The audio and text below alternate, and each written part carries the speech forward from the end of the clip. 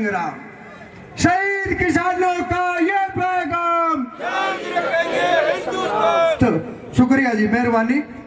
23 दिसंबर को इस सरकार ने उस जन्मदिन को मनाने से इनकार कर दिया।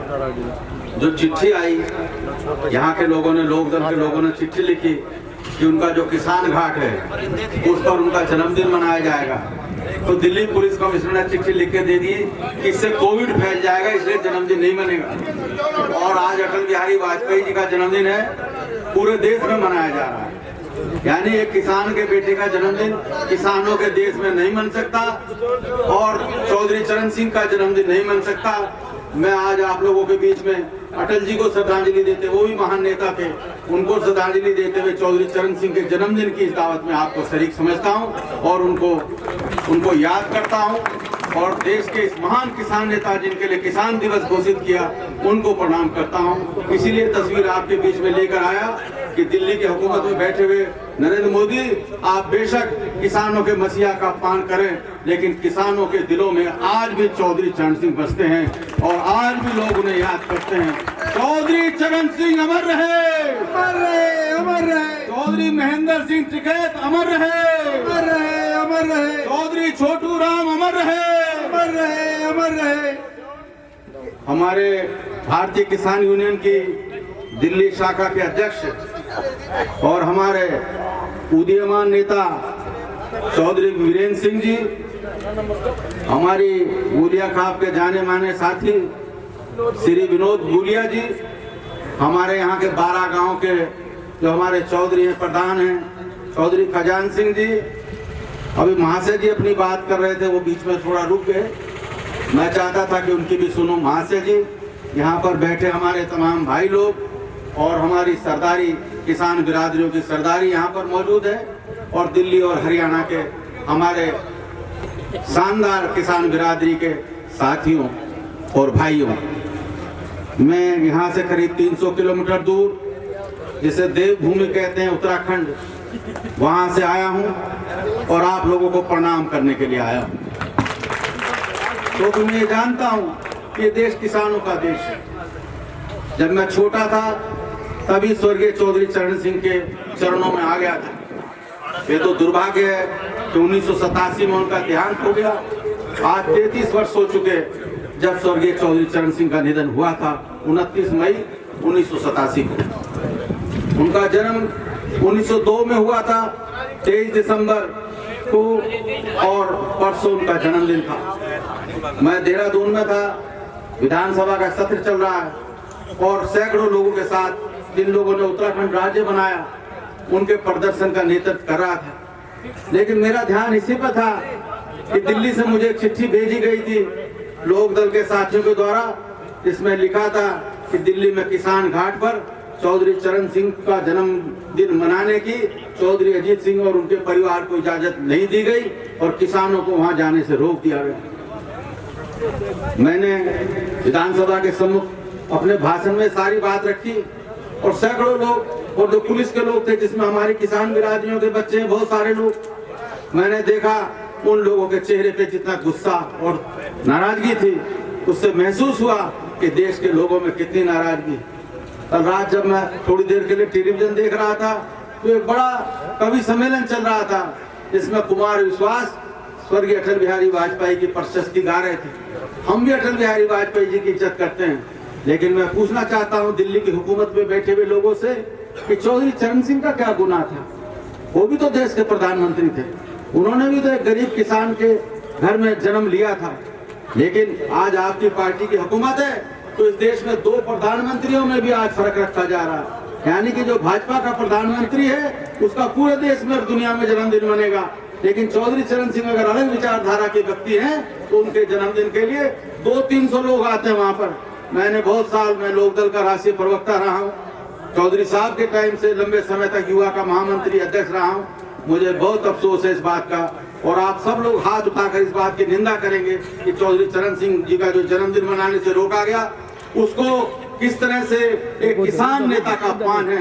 मैं चाहता हूं ये प्रस्ताव ढांसा बॉर्डर के किसानों की तरफ से जाए, हरियाणा, उत्तर प्रदेश और आसपास दिल्ली के किसानों की तरफ से प्रस्ताव जाना चाहिए कि हम चौधरी चरण सिंह के जन्मदिन पर जो पाबंदी लगाई गई है हम उसकी निंदा करते हैं। और एक काला दिन था हिंदुस्तान के प्रजातांत्रिक इतिहास का, जब देश के जो ईमानदारी के पर्याय थे उनका एक तरह से अपमान किया गया। जहाँ तक हमारी मांगे हैं, आज सारा देश जानता है कि देश का एक एक किसान सड़कों पर है। आज सारा देश जानता है कि देश का एक एक मजदूर सड़कों पर है। आज तो ये कहा ही जाता है कि जो जितना बड़ा किसान है वो उतना बड़ा मजदूर है, क्योंकि उसे उतनी ज्यादा मेहनत करनी पड़ती है, लेकिन उसकी आय जो होनी चाहिए वो नहीं होती। मैं जब चौधरी साहब का निधन हुआ तो उनकी याद में आज के नेताओं में और कल के नेताओं में क्या फर्क है, इस पर रोशनी डालना चाहता हूँ। मैंने स्वर्गीय चरण सिंह जी की धर्मपत्नी श्रीमती गायत्री देवी को एक बैठक में बुलवाया और उसका विषय था चौधरी चरण सिंह के आदर्श। वो नेता कैसे थे और आज के नेता कैसे हैं, ये मैं आपको बताना चाहता हूँ। तो चौधरी चरण सिंह जी की धर्मपत्नी तो यही हरियाणा की रहने वाली थी, यही बगल के गांव की थी, तो श्रीमती गायत्री देवी, तो वो कहने लगे कि चौधरी साहब के बारे में मैं क्या बताऊं। जो उनका भाषण था श्रीमती गायत्री देवी का, श्रीमती गायत्री देवी ने कहा कि एक दिन मैंने चौधरी साहब से पूछा कि चौधरी साहब क्या कारण है कि आप मुलायम सिंह को नेता बनाते हैं, वो आपको छोड़ के चले जाते हैं।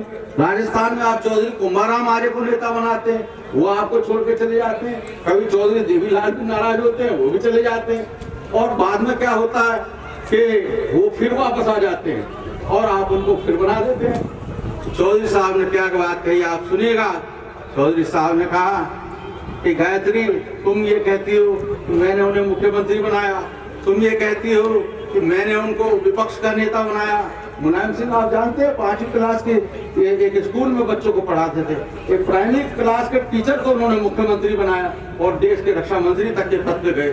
स्वर्गीय देवीलाल जी भारत को प्रधानमंत्री पद पे तक के ले गए। हमारे आदरणीय हैं, उनको याद करता हूँ। और इसी तरह से चौधरी कुंभाराम आर्य गृह मंत्री से लेकर दिल्ली की संसद तक बड़े नेता रहे, जो राजस्थान के नेता थे। और उनका इतनी दहशत थी कि जब वो गृह मंत्री थे और एक किसान रोता हुआ है कि मेरा सुना नहीं गया, आप एक चिट्ठी लिख दो थानेदार के लिए। उसने कहा इधर ला, अपना हाथ ला, और उस पर लिख दिया कुंभाराम। कहना ऐसो को दिखा दिया, तेरा काम ना हो तो बताइए। ऐसे ऐसे महान नेता इस देश ने पैदा किए हैं। मैं चौधरी कुंभाराम आर्य को भी याद करना चाहता हूँ। और आज जब इन नेताओं को देखता हूँ तो आंखों में आंसू आने लगते हैं कि वो नेता कैसे थे और ये नेता कैसे हैं। और तब गायत्री देवी जी ने कहा कि चौधरी साहब का जवाब बताया और ये कहने लगे कि जब मैंने कहा कि चौधरी देवीलाल आपसे नाराज होकर चले गए, मुलायम सिंह नाराज हो गए, कर्पूरी ठाकुर बिहार में नाराज होकर चले जाते हैं और ये सारे लोग नाराज होते हैं। और उन्होंने कहा कि मतलब ऐसा लगता है कि जैसे वो धोखा देके गए, आपने उनको इतना बड़ा बनाया, आप उनको छोड़ के चले जाते हैं। तो चौधरी साहब ने क्या कहा, चौधरी गायत्री देवी जी ने उस बैठक में कहा, कॉन्स्टिट्यूशन कल में हो रही थी, आप तो दिल्ली के बहुत सारे किसान ने वहां जाकर कहा, कहने लगे चौधरी मैं धोखा देने की बजाय धोखा खाना पसंद करता हूं। ऐसे हमारे महान नेता थे। उस जमाने के नेताओं में कितनी ईमानदारी थी। आज उस जमाने में नारा दिया था, अभी हमारे महाशय जी ने चौधरी लाल बहादुर शास्त्री जी का जिक्र किया, और लाल बहादुर शास्त्री जी ने क्या नारा दिया था, जय जवान जय किसान। और आज क्या नारा है, आज प्रधानमंत्री का क्या नारा है, जय अंबानी जय अडानी। ये नया नारा है, एक नए भारत की रचना की जा रही है इस तरह से। और देश की पूंजी पर जिन लोगों के हाथों में दिल्ली में और देश के कुबेर का खजाने की चाबी जिनके हाथ में, आज देश की सत्ता की चाबी भी उनके हाथ में दे दी गई है। और स्वर्गीय चौधरी चरण सिंह क्या कहते थे, चौधरी चरण सिंह कहते थे, ऐ किसानों, एक निज़र अपने खेत पे रखना और एक नजर दिल्ली के लाल किले की गद्दी पे रखना। आज अफसोस की बात है कि दिल्ली की गद्दी पे बैठा हुआ मोहम्मद तुगलक किसानों की एक तरह से उपेक्षा करने पे लगा है, उनका उपवास उड़ाने पे लगा है। और पिछले 1 महीने से किसान सड़क पर है, लेकिन उनसे बात करने के लिए तैयार नहीं। मेरा ये कहना है कि हमें इस लड़ाई को लड़ना है। हमने 2 करोड़ हस्ताक्षर इकट्ठे किए थे और कल राष्ट्रपति जी को हस्ताक्षर किए गए। मैं खुद अपने राज्य से 86,200 हस्ताक्षर उत्तराखंड से किसानों के इकट्ठे करके लाया था। पिछले 2 महीने से हम इस काम में लगे थे। एक किसान ने उत्तराखंड के लिख के दिया है, ये तीनों कानून जो है किसानों के विरुद्ध है और किसानों का इससे नुकसान होने वाला है। तो मैं आपसे कहना चाहता हूं कि आप ये ना समझें कि केवल दिल्ली और हरियाणा के किसान सड़कों पर है या केवल मध्य प्रदेश और राजस्थान के किसान सड़कों पर है, बल्कि चीन की सीमा पर जो हमारी 1500 किलोमीटर की पट्टी है, लेके उधर नेपाल के बॉर्डर से धारचूला से लेकर और इधर नीतीमाणा तक जो हमारा चीन का बॉर्डर है, एक एक किसान दिल्ली के और हरियाणा के किसान भाइयों आपके साथ खड़ा है। और इसके लिए मैं आप लोगों को यहाँ पर समर्थन देने के लिए आया हूँ।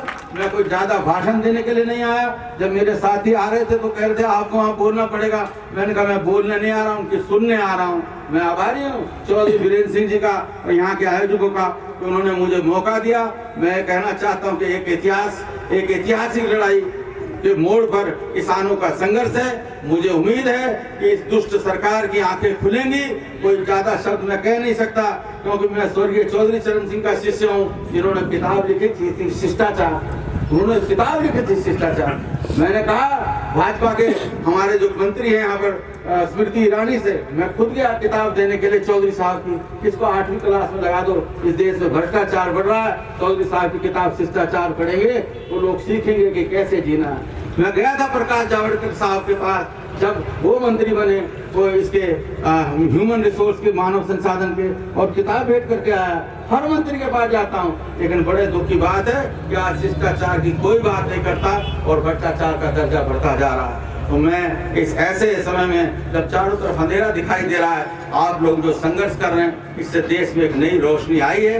मैं अपने उन तमाम किसानों को जिनकी शहादत हुई है उनको प्रणाम करते हुए, उनको सल्यूट करते हुए अपनी बात खत्म करता हूं। मुझे आपने बोलने का मौका दिया, आपका बहुत बहुत धन्यवाद। किसान एकता, किसान एकता जिंदाबाद। जब तक धरती पे तूफान रहेगा, किसान रहेगा। बहुत बहुत धन्यवाद। धन्यवाद माननीय पूर्व मंत्री उत्तराखंड देवेंद्र प्रताप जी, आपने यहाँ पधारने पर इन किसान आंदोलनकारियों का हौसला बढ़ाया और सबकी तरफ से इस श्रम पंचायत की तरफ से हम आपका धन्यवाद करते हैं। और आपने लोगों को बताया कि राजनीति में आज नैतिकता नाम की चीज नहीं है, नैतिकता का पतन हो चुका है।